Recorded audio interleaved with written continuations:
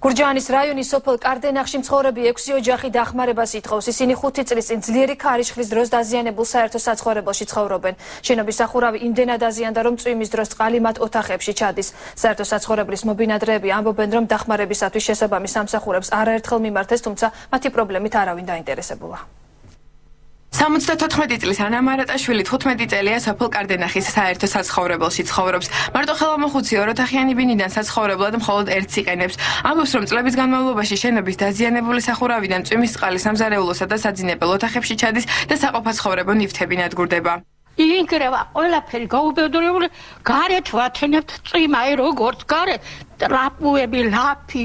მარატაშვილის გარდა საერთო საცხოვრებელში 5 ოჯახი ცხოვრობს. აქ ყველა სოციალურად დაუცველია. ძიმე ეკონომიკური მდგომარეობის გამო საცხოვრებელ კორპუსში ჭერის შეკეთებას საკუთარი ძალებით ვერ ახერხებენ. დაზიანებულია შენობის საძირკველი და კედლები. არის საშიშროება, რომ ორსართულიანი ავარიული საცხოვრებელი კორპუსი მთლიანად ჩამოინგრეს.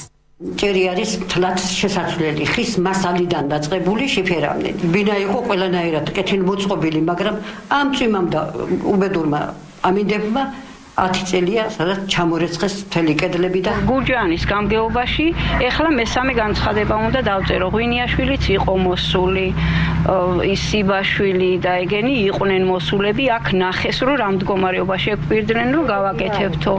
არქიტექტორი მოვიდა აქა, სიგრძე-სიგანე გადაზომა, წავიდნენ და წავიდნენ, აღარავინ აღარ მოსულან. გურჯაანის მუნიციპალიტეტის გამგეობაში განმარტავენ, რომ ბიუჯეტში არასაკმარისი ფინანსების გამო პრობლემის მოგვარება ვერ ხერხდება. სამწუხაროდ მსგავსი ფაქტი მარტო კარდენახში არ არის და სხვა სოფლებში თქოს ანალოგიური შემთხვევაა მუსიკაში, მაგრამ დღეს მდგომარეობით ადგილობრივი ბიუჯეტში ინდივიდუალური ფინანსირებელობის დახები არ არის გათვალისწინებული.